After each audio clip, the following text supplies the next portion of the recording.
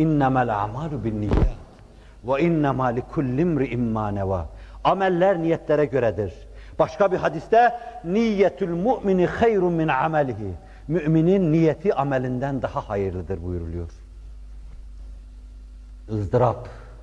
Kutsinin, takvasının ayrı bir derinliği, ızdırap. İnsan günaha girdi, suçlu, düştü. Atübe gibi. Günahı her hatırladıkça kendinizden geçeceksiniz. İçinizde bir burkuntu duyacaksınız. Allah Celle Celaluhu bir hadis-i şerifte Efendimizin ifade ettiği gibi günahının ızdırabını duyan insanları günahım yok diye ferih fehur yaşayanlara tercih ediyor.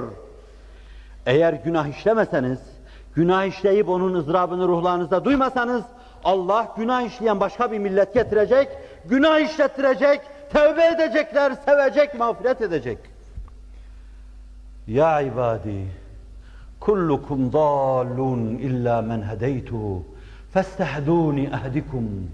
Ey kullarım, Allah diyor size kutsi hadiste, ey kullarım diyor, nefsine izafe ediyor.